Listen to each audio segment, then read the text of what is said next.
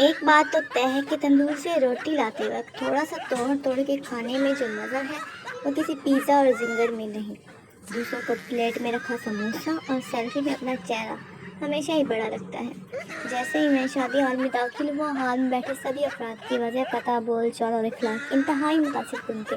میں متاثر ہونے ہی لگا تھا کہ آواز آئی، کھانا کھل گیا ہے۔ بس پھر سردیوں کا سب سے بڑا مسئلہ، چھاؤں میں بیٹھو تو ٹھنڈ لگتی ہے اور دور میں بیٹھو تو موبائل کی اسکرین نظر ہی نہیں آتی۔ ہم پاکستان جتنی مرضی ہی ترقی کر لیں لیکن اڑتے ہوئے جہاز کو دیکھنے کی عادت کبھی نہیں جائے گی۔ بندہ کتنے جائے؟ انگریز لوگ کہتے ہیں تھنک بیفور یو اسپیک، لاہوری کہتے ہیں سوچے پیا تو بندہ گیا۔ پاکستانی دنیا کی انوکھی مخلوق ہے جو امریکہ میں اسلامی اسکول اور پاکستان میں امریکی اسکول ڈھونڈتی ہے۔ سردیوں میں اس وقت بڑی خوشی ہوتی ہے جب آدھی رات کو آنکھ کھلے اور پتہ چلے کہ ابھی تو اور بھی سونا ہے۔ اردو اور انگلش کا قتل عام کرنے کی ذمہ دار دراصل وہ خواتین ہیں جو اپنے بچے کو کہتی ہیں چلو بیٹا یہ جلدی سے ایٹ کر کے فنش کرو۔ کھیلوں میں ریسلنگ بھی بڑا عجیب کھیل ہے۔ سب لوگ بیلٹ کے لیے لڑتے ہیں مگر پینٹ کوئی بھی نہیں پہنتا۔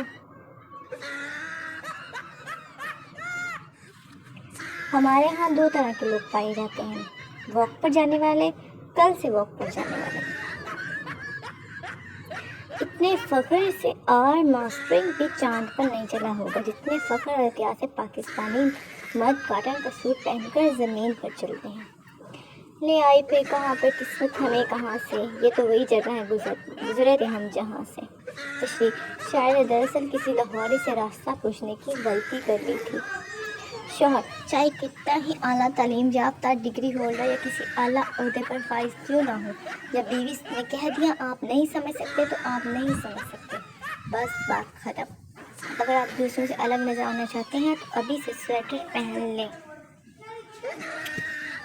پہلے میرا کام کرنے کو دل نہیں کرتا تھا، پھر میں نے محنتی لوگوں کے ساتھ بیٹھنا شروع کر دیا، اب ان کا بھی کام کرنے کو دل نہیں کرتا۔ پاکستانی لوگوں کی اکثریت کے بیمار ہونے کی قومی وجہ، موسم تبدیل ہو رہا ہے، دودھ ابل کر گرنے کی آخری سٹیج پر ہو اور اب بروقت دیکھ کر چولہا بند کر دیں تو خود میں فلموں کی ہیرو والی فیلنگ آتی محسوس ہوتی ہے جو کسی ٹائم بم کو پھٹ